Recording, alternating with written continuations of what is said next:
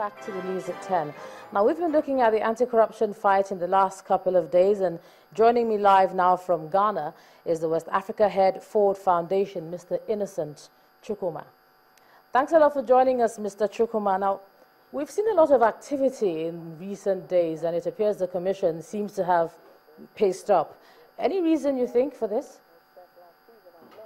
Well, I think in the first place is a welcome development and one that Nigerians had expected for a long time, in the sense that anybody who is accused of dipping his or her hand in the public till should be made to face the justice system, no matter how highly placed the person is. But some comments about the latest developments is around the question whether this is really an all-out battle by the Economic and Financial Crime Commission to get these people to face the law, or is an attempt to stabilize its position against a passive move by the new government to start appointing new heads of government agencies. So what happens over the next coming weeks and months will determine whether this is really an all-out effort of the EFCC to bring these characters to justice. It brings me to what I was about to ask you, looking at the people that are currently under investigation. Aminikedio Hakim, former Imo State Governor, Murtala Nyako, Sule Lamido. Are they actually looking in the right places in this fight? Well, these people have been accused and have been investigated in the past, and members of the public are waiting for their prosecution to show whether they are actually guilty of the things they are accused on. But they're coming about in relation to the Ikedio Hakim case. This is somebody who left office over 4 or 5 years ago. And the question is, why is it taking the EFCC up to this moment to arraign him, and whether this is a new case or an older one. And the one involving Nyako has also been on for quite a while.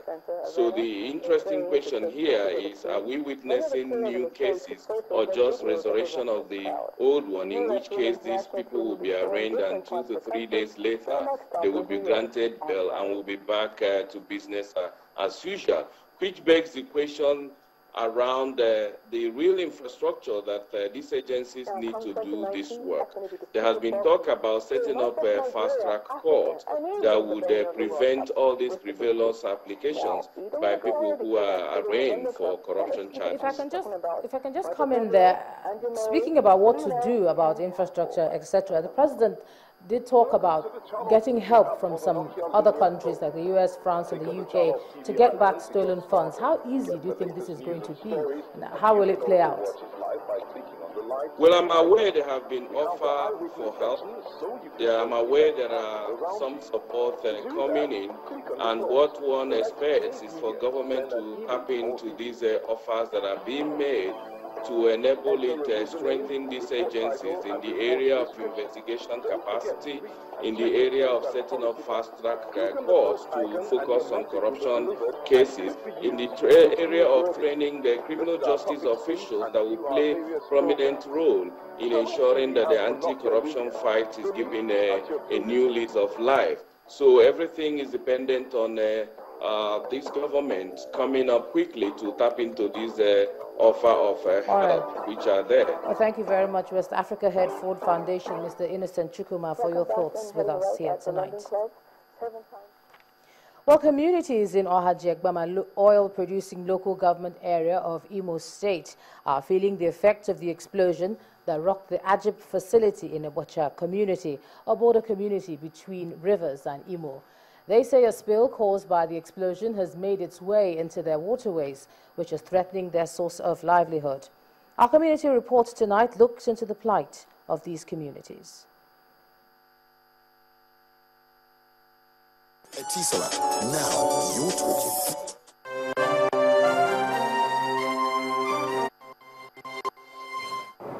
It all began with this explosion that rocked the Ebocha community in Onelga, Rivers State, South Nigeria last week. This resulted in the destruction of property and also left residents angry and in panic. We hear boom, and as we hear boom, no fire burst out. I don't know, even children, they sleep, they lifted up like this. They lifted up, and again, the next thing again, just to hold them. As we hold them now, before they survive. But it appears the incident in Rivers State has visited other communities in the eastern state of Imo with the intention of destroying their livelihood. Ohaji Egbema is one of the oil-producing local government areas of the state where several oil companies operate. The reputation of being the reference point for fishing and farming is being threatened as the spill from the explosion has made its way into the waterways. Suffice it to say, they have a problem on their hands. Now that pollution, that is the fire, we are born for Ibocha side. Now it can spoil our water here. Now it can damage everything, even fish, they die. Even the people who get fish pond here, no one they kill again, the fish they die. So that is why we invite you people to come and see it. This emergency town hall meeting is to discuss ways of nipping the menace in the bud before all their work for is wiped out. Carbon should feed everywhere, even our streams, our wells, because we don't have enough carbon water to dwell on wells. Our wells we are covered by the carbon source. The dresses that our women sprayed on that day was all covered with the carbon source. And you know that these hydrocarbon vapors, we may be seeing it as ordinary, but chemically or environmentally, they have dropped on our plants.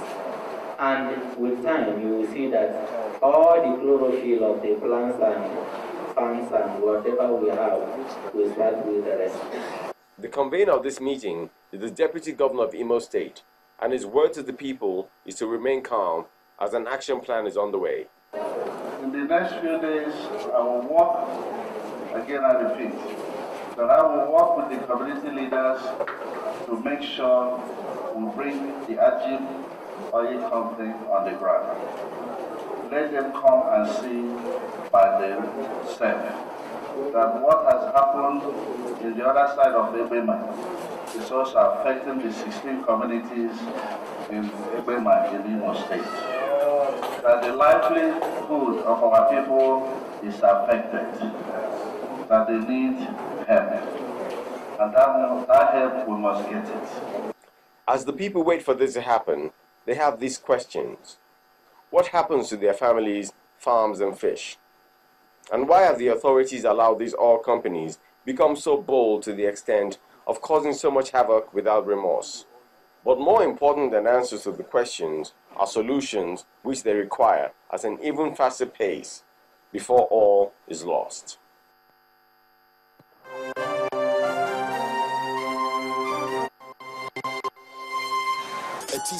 Now you're talking. The Senate has asked the Central Bank of Nigeria to work with the Nigeria Customs Service to recover the sum of 30 billion naira in waivers to rice importers. Senate President Bukola Saraki gave this directive at a meeting between the Senate leadership and the CBN Governor, Mr. Godwin Emefiele. The CBN Governor disclosed at the meeting that efforts by the present administration to block leakages are paying off, as the country's foreign reserves have now risen from 29.1 billion to $31.89 billion. This is the continuation of meetings between the Senate leadership and high-ranking government officials. The governor of the Central Bank of Nigeria, Godwin Emefiele, appeared before federal lawmakers to explain the measures the Apex Bank has been making to strengthen the economy. The CBN took a number of proactive countervailing actions. These include 1. Further tightening of monetary policy, closure of the official foreign exchange window. At the heart of the issues that currently confront our nation is the need for us to diversify the structure of our economy from being import dependent to being an economy that produces what she consumes. He also briefed lawmakers on the present state of the country's foreign reserves. Reflecting the sharp fall in oil prices and speculative foreign exchange activities, the external reserves declined from $37.3 billion in June 2014 to $29.1 billion as at the end of June of 2015. I am delighted to note that with the strong efforts of His Excellency President Muhammadu Buhari, GCFR, to plug all leakages as well as the vigilant demand management strategy of the Central Bank of Nigeria, we have seen our foreign exchange reserve begin a gradual recovery. As at the 7th of July 2015, the reserves stood at $31.89 billion, a trend we find extremely gratifying.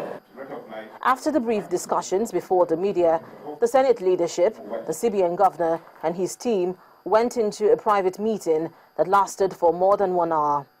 Addressing a news conference afterwards, the Senate president said the CBN governor brought to the attention of the Senate leadership a worrying problem of a loss of revenue amounting to 30 billion naira from waivers to rice importing companies. Some of the waivers and taxes, waivers on duties, especially on rice, over close to 30 billion that were given to certain companies. This money must be repaid back to federal government, and we've told the governor of Central Bank as well, we must go and collaborate with customs to ensure that this 30 billion comes back to government coffers. The Senate president also asked the CBN to work with the Nigeria Customs Service to check the problem of smuggling in the country. Linda Akibi, Channels Television News. We'll be bringing you some business news with Adeshawa Josh in a moment. First Bank. You first.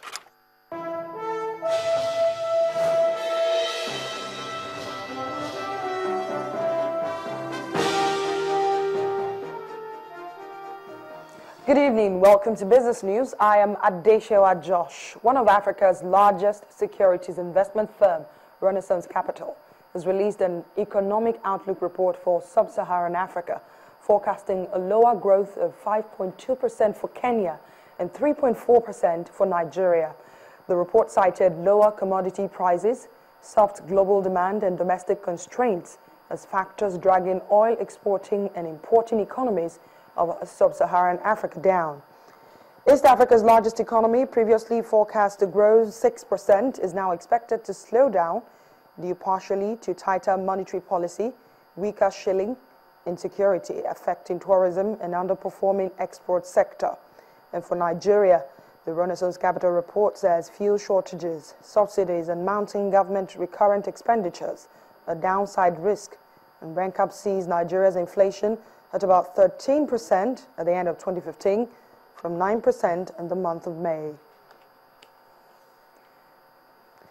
Business leaders under the umbrella of the Lagos Chamber of Commerce and Industry are expecting the Central Bank of Nigeria to review the list of prohibited items for foreign exchange allocation. The private sector view was expressed at a dialogue session between members of the Chamber and representatives of the Central Bank in Lagos, where complaints were made about the impact of the policy on businesses. Channels Business News correspondent Temple Ashaju reports. An initiative of includes 2 weeks ago, the Central Bank released the prohibition list of 41 items that denies importers the allocation of foreign exchange. The aftermath of that monetary policy is a barrage of reactions from business leaders across the country. This dialogue session, organized by the Lagos Chamber of Commerce and Industry, attempts to dig out the rationale behind the policy in a panel discussion with the Central Bank team. Did you consider saying the ban on wheat, for instance, will take effect from 6 months' time? All that we are saying is that we do not have sufficient foreign exchange to look after the needs of 180 million Nigerians to allow people to import toothpick. And then you have defined wire and rod. No HS code. Are you talking about steel? Are you talking about wire of steel? There's no definition. So if I go to the bank doesn't understand what you mean, they tell you it's not due for Forex. About 40% of these funds are used for banking, financial transaction, asset management issues. Another 30% of it is on oil. The rest are on luxury goods. So if you take a look at the 41 and you say you want to manage FX flow, there are items on that list that ought to have gone immediately. And the first one immediately is oil. Explanations and complaints met analysis in their discussions, but it seems there is a resolve. He has asked that we do a definition of the code of the item so that there will be clarity. I take that as a takeaway. With grievances laid bare, expectations are high on what will be the central bank's next line of action. Summary of the issues were that at the point where we are, if we're producing items in the country, there is no reason whatsoever to import them. That they are likely to review the list. We are not saying the whole thing should be a drop. Some items there, we know they are intermediate or raw materials. It's clear that the regulator is interested in strengthening the naira. While the prohibition policy has seemingly affected the regulated negatively, seeking an equilibrium must be the responsibility of both parties. Temple Ashaju, Channels Business News. Well, the Nigerian equities market took a plunge today as investors continue to sell off their stocks, dipping 1.08% at the end of trading today. The all-share index now stands at 32,031.73 points. Krista Cole has the details.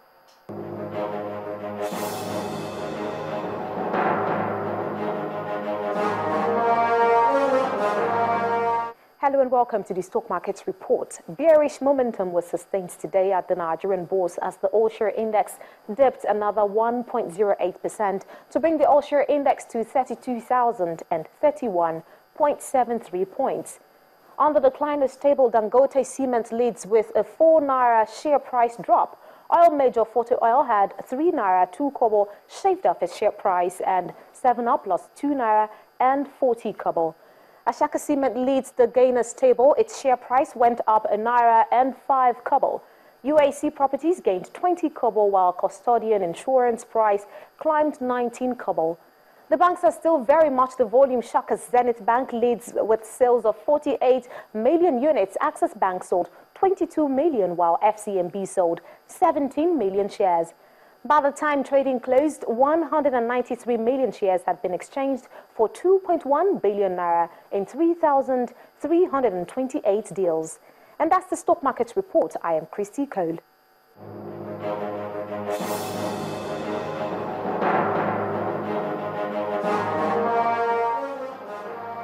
Thanks a lot, Christy. Samsung Electronics West Africa has launched a new product called Curve SUHD television set. Believed to be the world's first, the management of the company says the product comes with the latest technology.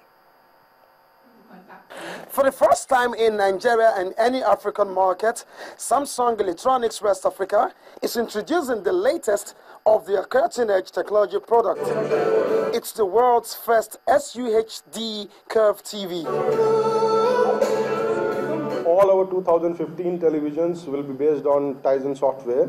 Tizen is an open-source, web-based platform whereby anybody can upload this application and can be interfaced easily. And it's highly compatible to HTML format. And the more important point why we created this is it's an open platform to power various products from Samsung. Be it refrigerator, be it mobile device, be it wearables, digital cameras, or any other product. Backed by over $12 billion investment in research and development yearly, Samsung TV has traveled from the days of plasma technology to LED, OLED, to UHD, to Curve, and today, the Super UHD Curve. So you get 2.5 times more brightness, 64 times more contrast. Plus, most importantly, the nanocrystal technology does not use cadmium. If you look at There are other TVs in the market which talk of 4K, quantum dot and stuff like that, which actually use cadmium technology. We're very exciting and to launch this and the cutting-edge product in the Nigerian market, biggest market in the Africa, and we always put the big weight on this Africa, the Nigerian market. If you want a viewing experience, this is it. Enhanced color, brightness, and everything superb. We've seen it, and you should see it, and of course have it. Samsung says it will remain global leaders in technology just for you. See more, feel more. Olu Phillips, Channels Television News. Well, that'll be all on Business News tonight. The news at 10 continues in a moment.